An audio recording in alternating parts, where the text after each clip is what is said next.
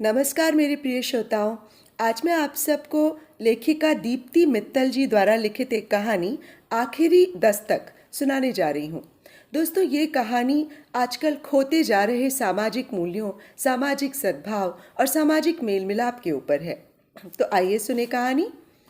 नीलू, मुझे कल एक मीटिंग के सिलसिले में दिल्ली जाना है। चाहो तो तुम भी साथ चलो।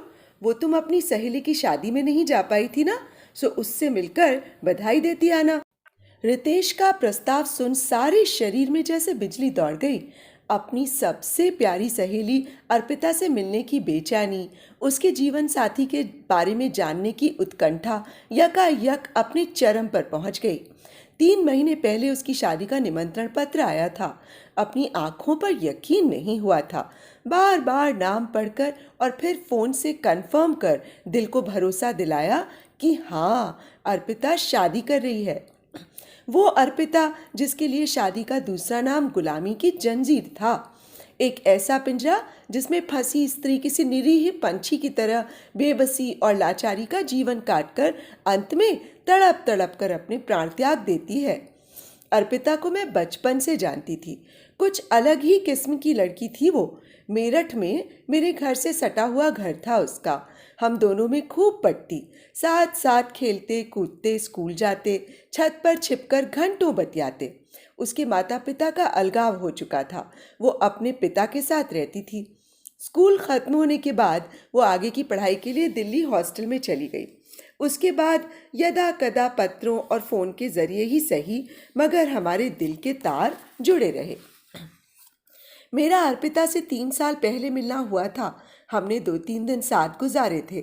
तब मैं उसके व्यक्तित्व और सोच में आए परिवर्तन को देखकर हतप्रभ रह गई थी। अर्पिता अब वो बचपन वाली चुलबुली चहकती गुड़िया नहीं रह गई थी। उसकी जगह एक ऐसी आधुनिका ने ले ली थी जिसके लड़कों से तेवर और रंग ढंग थे। स्त्री सुलभ लज्जा कोमलता से कोसों दूर, अपनी जिंदगी अपनी शर्तों पर जीने का दावा करने वाली, उन्मुक्त, स्वतंत्र, आत्मनिर्भर, दंभित। वो खुद को सामान्य लड़कियों की श्रेणी से परे समझती और उनकी तरह शादी ब्याह कर घर गृहस्थी संभालने को वो अत्यंत हीन कार्य समझती थी। ना बाबा, मुझसे किसी मर्द की जीवन भर गुलामी नहीं की जाएगी। मैं अपनी दुनिया में खुश हूं और उसमें किसी की दखल अंदाजी बर्दाश्त नहीं कर सकती, उसने मुझसे कहा था। अर्पिता अक्सर कहती, हिंदुस्तानी समाज की सबसे बुरी आदत एक दूसरे के जीवन में ताक झांक कर हस्तक्षेप करना है। मेरे सामने उसका मकान मालिक गलती से पूछ बैठा था, बेटी 2-3 दिन से दिखाई नहीं दी, कहीं बाहर गई थी क्या? बस अर्पिता की त्योरियां चढ़ गई। देखा ना, किस कदर रोक टोक की आदत है इन लोगों को। मैं कहीं आऊं जाऊं जीऊं या मरूं, किसी को क्या। इतनी सी बात उसके लिए उसके निजी जीवन में हस्तक्षेप का उदाहरण थी। अर्पिता के ऐसे आत्मकेंद्रित दृष्टिकोण के चलते मैं ये जानने को बेताब थी कि वो शादी के चक्कर में कैसे पड़ी। वो कौन महानुभाव है जिसका हस्तक्षेप उसने सदा के लिए स्वीकारा? क्या वो भी मेरी तरह ही घर का कामकाज करती होगी? इसी दिमागी उधेड़बुन में उलझे हुए मुझे पता भी न चला कि मैं कब अपनी पैकिंग कर दिल्ली जाने के लिए तैयार भी हो गई। रास्ते भर मैं रितेश को अर्पिता के बारे में बताती रही और वे हैरान होते रहे। आखिरकार हम अर्पिता के घर पहुंच गए और एक बार फिर उसने अपने बदले हुए व्यक्तित्व से मुझे अचंभित कर दिया। पिछली बार तीखे तेवर दिखाने वाली अर्पिता आज किसी आम भारतीय गृहिणी की तरह ही नजर आ रही थी। सलीके से बंधी सूती साड़ी, जूड़े में सवरे बाल, माथे पर कुमकुम, मांग में सिंदूर। उसने हमारी खूब आव भगत की।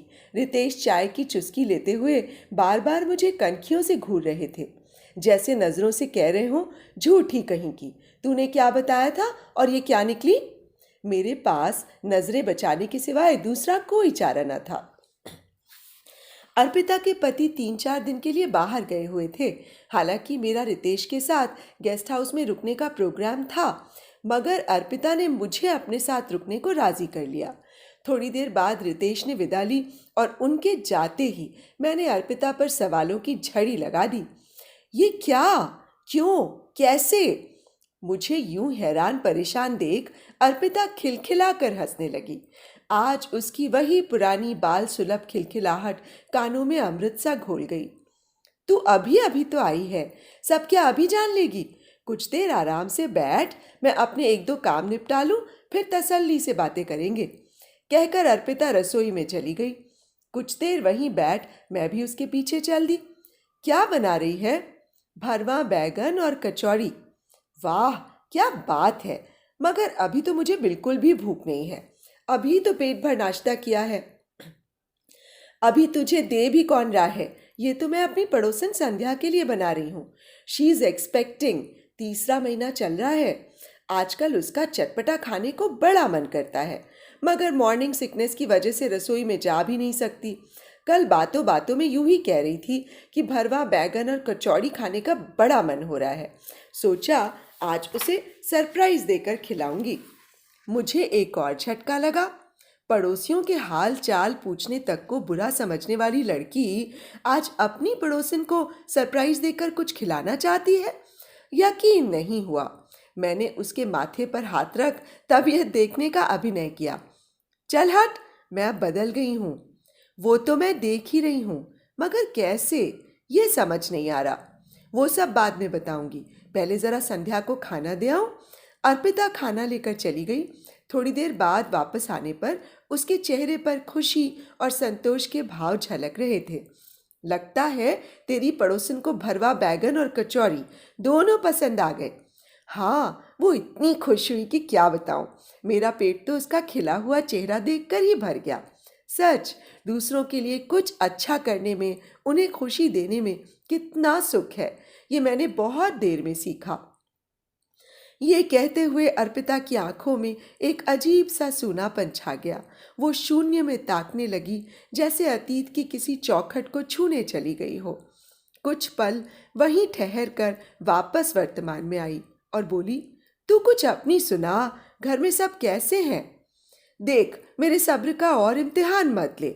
मतलब? अर्पिता ने मुस्कुराकर पूछा। मतलब ये कि मुझे तेरी पर्सनल डायरी का एक एक पन्ना पढ़ना है।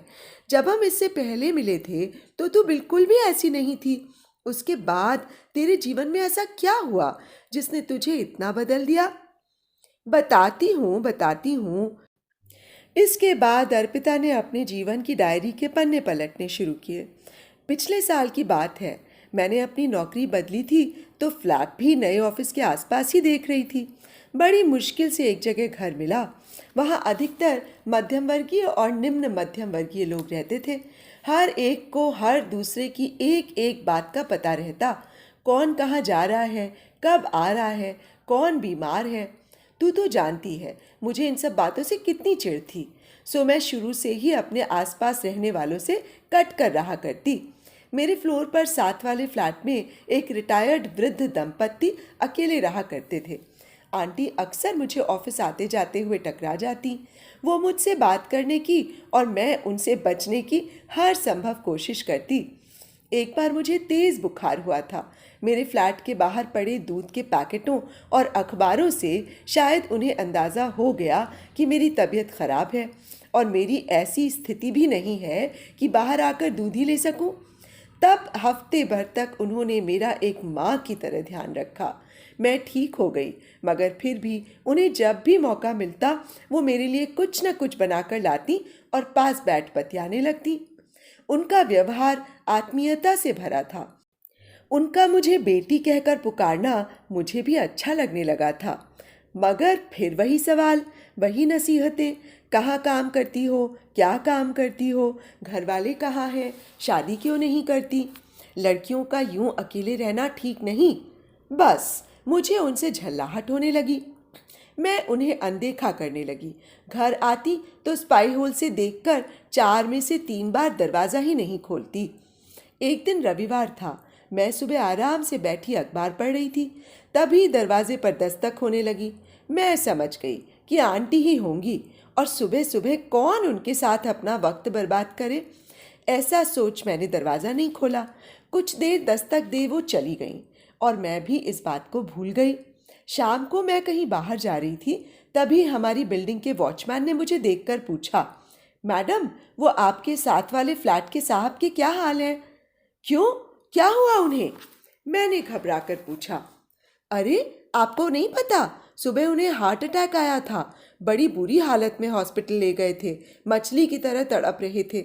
लगता था जैसे अंतिम सांसें ले रहे हों। पता नहीं बचे भी या नहीं। मुझे लगा आप तो पड़ोस में रहती हैं, शायद आपको पता हो। सुनकर मेरे पैरों तले की जमीन खिसक गई। ओह, शायद आंटी उस वक्त मेरी मदद लेने, और मैंने दरवाजा भी नहीं खोला। अपने स्वार्थी कृत्य पर मेरी अंतरात्मा मुझे धिक्कारने लगी। इतनी ग्लानि हुई कि क्या बताऊं। इधर उधर पूछताछ कर बड़ी मुश्किल से उनके हॉस्पिटल का पता चला, और मैं वहां भागी भागी गई तो देखा अंकल का देहांत हो चुका था। आंटी एकदम अकेली असहाय सी अंकल के पार्थिव शरीर के पास बैठी थी। मुझे आंटी ने जिस नज़र से देखा वो मैं कभी भूल नहीं सकती। आंटी को हॉस्पिटल की फॉर्मेलिटी समझ नहीं आ रही थी। मैंने ही वहाँ सब निपटाया। उनकी अपनी कोई संतान नहीं थी। किसी नाते रिश्तेदार को भी बुलाने से मना कर दिया। कहने लगी, जब जीते जी किसी ने नहीं पूछा तो उनकी मौत पर क्यों किसी का एहसान लूं। अंकल का दाह संस्कार विद्युत शवदाह गृह में कर दिया गया। अपने दिल पर गुनाह का बोझ लिए मैं हफ्ते भर उनके साथ रही और उनकी देखभाल की। बातों बातों में उन्होंने मुझे बताया कि जब तेरे अंकल को हार्ट अटैक आया था, दुर्भाग्य से हमारा फ़ोन भी खराब हो गया था। मैं तेरे दरवाजे पर सहायता मांगने आई थी। सोचा था अगर तू अपनी कार से जल्दी से उन्हें हॉस्पिटल पहुंचा दे या फ़ोन करके एम्बुलेंस ही बुलवा दे, मगर मेरा दुर्भाग्य तू भी घर पर नहीं थी। बाहर से फ़ोन करने में और उन्हें हॉस्पिटल ले जाने में हुई कुछ मिनटों की देरी ने उनके प्राण ले लिए। डॉक्टर कह रहे थे अगर 10 मिनट पहले आए होते तो भी बच सकते थे। खैर, नियति को कौन टाल सकता है भला। मैं उनसे क्या कहती, कैसे बताती कि उस दर्दनाक घड़ी में मैं घर पर ही थी, मगर अपने क्षणिक स्वार्थ में आकर मैंने दरवाज़ा नहीं खोला और उनके सुहाग को मौत के मुंह में ढकेल दिया। अर्पिता फूट फूट कर रोने लगी। उसकी आप बीती सुन मैं भी अपने आंसू नहीं रोक पाई। क्या बताऊं नीलू, आज तक अपने कंधे पर उस गुनाह का बोझ ढो रही हूँ। आंटी जब तक मेरे पड़ोस में रही मुझे अपनी सबसे बड़ी हितैषी समझती रही, और मैंने उनका सब कुछ छीन लिया। ऐसा मत बोल अर्पिता, तुझे क्या पता था कि वो किस मुसीबत में है। इसी बात का तो दुख है नीलू, मुसीबत पहले से तो बताकर नहीं आती, और जब वो मुझे अपना समझ सहायता लेने आई तो मैंने उन्हें खुद तक पहुंचने का मौका तक नहीं दिया। उस दिन के बाद वो कभी मेरे घर में नहीं आई। मेरे दरवाजे पर उनकी वो आखिरी दस्तक आज भी मेरे कानों में गूंजती है। उस दस्तक ने मेरा जीवन के प्रति नजरिया ही बदल दिया। जिन सामाजिक मूल्यों की मैं खिल्ली उड़ाती थी उसका गहन अर्थ समझ में आ गया। धीरे धीरे मैंने अपने आसपास के लोगों को सम्मान की दृष्टि से देखना शुरू किया और पाया कि एक दूसरे के सुख दुख बांटने से, एक दूसरे के काम आने से कितना रस खुल जाता है जीवन में। उन्हीं दिनों मेरी मुलाकात राज से हुई। मेरे ऑफिस में उनकी नई पोस्टिंग थी। उनके ऊंचे विचारों और साफ दिल ने मुझे बेहद प्रभावित किया। हम करीब आए और फिर हमने शादी कर ली। आज मैं अपनी गृहस्थी और अपने समाज में बेहद सुखी हूँ। मगर आंटी की उस आखिरी दस्तक की फांस दिल में कुछ ऐसी चुभी है कि निकाले नहीं निकलती। मैंने सुबकती अर्पिता के हाथों को थाम लिया। ये 3-4 दिन कैसे निकले पता ही नहीं चला। हमने जी भर के बातें की, अपने खट्टे मीठे अनुभव बांटे, मगर अर्पिता के दिल में चुभी वो फांस मैं भी नहीं निकाल पाई। तो अभी आप सुन रहे थे दीप्ति मित्तल जी द्वारा लिखी ये मन को छू लेने वाली कहानी आखिरी दस्तक। दोस्तों, आपको कहानी और मेरा वाचन कैसा लगा? यदि आप मुझे बताएंगे तो मैं अपनी कमियों में कुछ सुधार कर पाऊंगी। और यदि आपको मेरा वाचन अच्छा लगता हो तो मेरे इस चैनल को सब्सक्राइब भी कर लीजिएगा और मेरी कहानियों को लाइक और शेयर भी। और हाँ, बेल आइकन भी ज़रूर दबा लीजिएगा जिससे मेरी आगे आने वाली कहानियों की नोटिफिकेशंस आपको मिलती रहे।